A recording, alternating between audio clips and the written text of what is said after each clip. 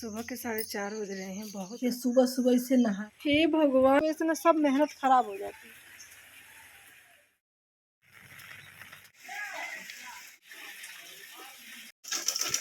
रात भर बारिश में भीगी है हमारी भैंस। इतना बारिश हुआ कि चिल्ला रही है। हरा चारा खत्म हो गया। सुबह सुबह खिलाऊं कैसे इसको? बरसीन तैयार होगा तो ही खिला पाएंगे। सुबह के 4:30 बज रहे हैं। बहुत रात को बारिश आई थी। बहुत सारे भूसा वगैरह इस तरीके से ढक लिए हैं, बाहर रखे हैं अनाज। तो फिर डर लग रहा है कहीं बौछार मारेगी तो भी भीग जाएगी। चल रहे हैं अब अपना काम चालू करने। कैसे झाड़ू वगैरह लगाएं? पूरा पानी से भरा है, कैसे लगाऊं झाड़ू? दिमाग खराब हो गया सुबह सुबह। देखिए सुबह सुबह इसे नहाने का मन किया। सर्दी मौसम, इंसान तो नहाना नहीं चाहता, लेकिन इसको देखो डुबकी लगाया जा रहा है।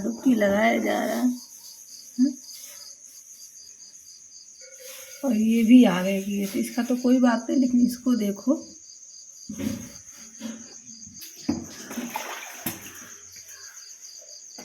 उसकी जिंदगी बख्श दी, मैंने उसको छोड़ दिया, मारा नहीं। नुकसान तो करते हैं बहुत, लेकिन मैंने मारा नहीं। हे भगवान, बारिश रुकने का नाम ही नहीं ले रहा है। इतनी बारिश, कपड़े धोने हैं, नहाने हैं, समझ में नहीं आ रहा मैं क्या करूं। और इसी बरसात में जिनको मैं बता रही थी ना तबीयत ख़राब है, वो आज एक्सपायर भी कर गए। तो कैसे होगा, सब कुछ समझ में नहीं आता। इतनी ज़्यादा ठंड लग रही, इतनी ज़्यादा ठंड लग रही। मैं जा रही नहाने और थोड़ा सा लेट हुआ। बच्चे बोले थे मम्मी आज आधा घंटे पहले लंच बना दो, क्योंकि बारिश आई, बच्चे जा नहीं पाते। तो बारिश रुकी हुई थी तो मैंने झटपट उन लोगों को खाना बना के दे दिया और वो लोग चले गए। फिर अभी सुबह के 7 बज रहे हैं, तो स्कूल भी थोड़ा लेट हो गया। तो 7 बज रहे हैं। अब बारिश इतनी तेज़ हो गई है कि मैं क्या ही बताऊँ। अम्मा नहीं नहाएंगी और बिना नहाए तो पूजा हो नहीं सकती। पूजा करनी है तो नहाना पड़ेगा ही। तो हाँ, इस बरसात में इतनी अच्छे से लिपाई मैंने की थी, इसीलिए हम द्वार की लिपाई नहीं कर पाते हैं। बारिश की वजह से ना सब मेहनत ख़राब हो जाती है। जैसे बारिश ख़त्म होगा फिर दोबारा से करनी पड़ेगी लिपाई। अभी देखिए हमारा गोबर भी नहीं उठा, जो कि मैं सुबह सुबह उठा लेती हूँ, लेकिन आज नहीं उठाया। बारिश सुबह से ही आ रही है ना। जाती हूँ, उनको देख के आती हूँ, छाता ले लूँ ताकि भीजूँ ना, क्योंकि बारिश आ रही है। तो उनको देखने के बाद से आके फिर अपना नहाना धोना जो भी रहेगा वो मैं कर लूँगी। मोबाइल तो मैं घर पे रख के जा रही हूँ, कहीं भीग जाएगा तो बेकार हो जाएगा, वाटरप्रूफ तो है नहीं। बिस्तर पे वो 5-7 दिन से बिस्तर पे थे और डॉक्टर ने जवाब दे दिया था। तो अभी जब एक्सपायर हुआ ना तभी से बारिश आ रही है। अभी तक बारिश बंद नहीं हुई है, पता नहीं कैसे लेके जाएंगे उनको। तो वहाँ से आने के बाद से मैंने यहाँ पे नहाने धोने के बाद से बना रही हूँ रोटी। वो कहते हैं कि देख के आने के बाद से ज़रूर नहाना चाहिए, अगर नहाए भी हो तो भी नहाना चाहिए। तो मैंने उनको आधी रोटी बना के मैंने बच्चों को दे दिया था, उसके बाद से रह गया था। तो काका को हम देखने चले गए थे, वो रात को 8:30 बजे ही एक्सपायर कर गए थे।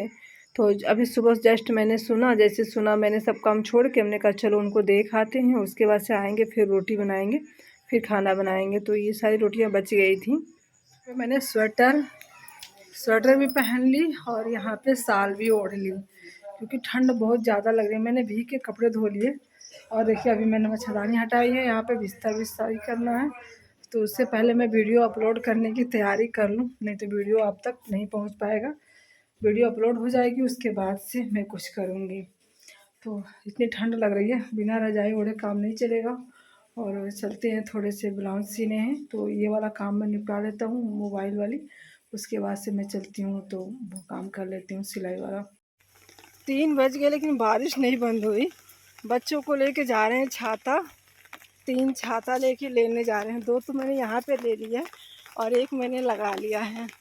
रास्ता भी बहुत ख़राब है, अगर ऐसी बारिश हुई तो कल बच्चों को नहीं भेजेंगे।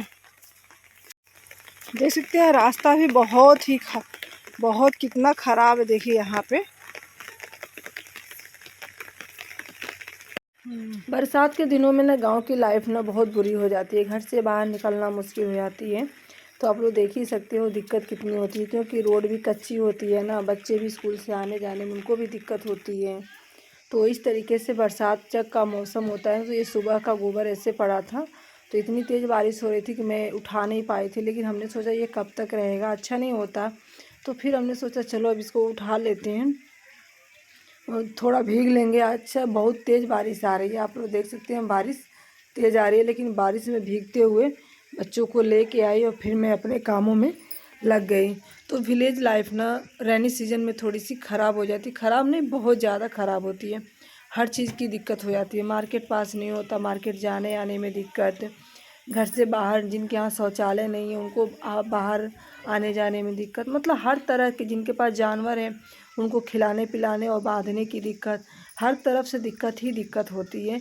बट हमारे यहाँ ऐसा कुछ नहीं है, शौचालय भी है, जानवरों के लिए छत भी है, लेकिन हाँ बच्चों के लिए आने जाने के लिए रास्ता सही नहीं है, सड़क सही नहीं है, तो दिक्कत तो हो जाती है। जैसे मुझे भी अभी दिक्कत हुई आने जाने में, गोबर वगैरह उठाने में दिक्कत हो रही है। अभी तो हमारे गांव में कुछ लोगों की फसल घर में आ गई है और कुछ लोगों की फसल तो अभी खेत में ही है, सब बर्बाद हो ही जाएंगे, पैरा वगैरह सड़ जाएगा, जो अनाज है वो खेतों में जम जाएंगे। तो इस तरीके से भारी नुकसान उठाना पड़ता है गांव वालों को बारिश के मौसम में। हालांकि ज़्यादा करके किसानों को बहुत ही नुकसान उठाना पड़ता है। और आप लोग देख ही सकते हो बरसात के मौसम में गाँव की लाइफ कैसे हो जाती है। तो ये सारे गोबर वगैरह मैं इकट्ठा कर लेती हूँ और फिर हस्बैंड जी आएंगे तो फिर उनको खेत में लेके जाएंगे। बड़ी दिक्कत होती है, तो दिक्कत होगी तो क्या ही कर सकते हैं, काम तो करना ही है। और खाना बनाना तो कोई बात नहीं, लेकिन जो बाहर का काम होता है ना, मेरे गले में देखिए खराश से आवाज़ साफ नहीं आ रही है, फिर भी वीडियो को एडिट मैं कर रही हूँ, आप लोगों को सुनाई दे रहा है साफ कि नहीं। तो जब मैं आई बच्चों को लेके ना, तो हमने सोचा जो भी मैंने काम करना है सब भीग के कर लेंगे। और देखिए भीगते हुए मैं वहाँ पे गई हाथ धोने के लिए, क्योंकि ये मेरे पूरे छत का पानी ना बहुत स्पीड में यहाँ पे गिर रहा है, बहुत तेज़ स्पीड में, थोड़े से समय में ना पूरी बाल्टी भर जा रही है। तो मुझे बाहर का जो बाल्टी का काम होता है ना, अंदर से नहीं लेके आती। जब भी बरसात होती है ना, तो मैं बाल्टी वहाँ पे लगा देती हूँ, छत के पानी से ना बाल्टी भर जाती है और फिर मुझे अंदर से लेके आने में दिक्कत होती है कि पैर फिसल जब मैं कहीं गिर ना जाऊँ, क्योंकि हस्बैंड जी सुबह सुबह यहीं पे गिरे थे जहाँ मैं खड़ी हूँ। और उसके बाद से हो चुकी है रात, और बच्चों को लेके आने के बाद से जो भी मैंने काम किया उस काम को करने के बाद से फिर मैं 4 बजे बैठी हूँ सिलाई करने के लिए शाम को ब्लाउज, क्योंकि ब्लाउज तो दीपावली करवा चौथ पे ही मिल गया था, बट उधर करवा चौथ था, उसके बाद से दिवाली की साफ़ सफाई आ गई, दिवाली आ गया, फिर छठ आ गई, फिर भाई दूज आ गया, ये सारे फेस्टिवल लगातार आते गए। और फिर थकान की वजह से 2-4 दिन मैंने रेस्ट भी किया।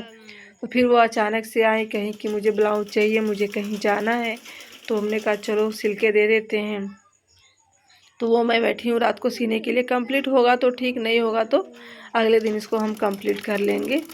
तो अभी तीन ब्लाउज और सीनी है, एक तो मैंने करवा चौथ पे दे दी थी, ये दूसरी वाली है और तीसरी वाली भी। उसके बाद से यहाँ पे सिलाई कंप्लीट नहीं हुआ, थोड़ा सा रह गया है, बाजू लगाना, पाइपिंग और डोरी, 3 चीज़ रह गया है। तो यहाँ पे बच्चे बोले थे मम्मी जल्दी से खाना बनाओ, बर्तन भी नहीं धुले हैं। तो हमने पूछा झटपट में क्या बना दूँ, तो बच्चे बोले कि मम्मी तहरी बना दो। तो यहाँ पे सोयाबीन और आलू की मैं तहरी जा रही हूँ बनाने। तो आलू मैंने कट कर ली, प्याज भी मैंने कट कर ली। मेरी भैंस ना पूरी रात सोने नहीं देगी, पूरी रात। रीज़न ये है कि आज पूरा अंधेरा है, लाइट नहीं है, बाहर रहती थी तो लाइट रहता था, उजाला रहता था, और यहाँ पे अकेले पड़ जाएगी, आमने सामने कुछ भी नहीं दिखेगा, तो ये पूरी रात आज चिल्लाएगी और ये इस खिड़की से अंदर देखती रहेगी कोई है कि नहीं है, बातें करने के लिए इसे चाहिए।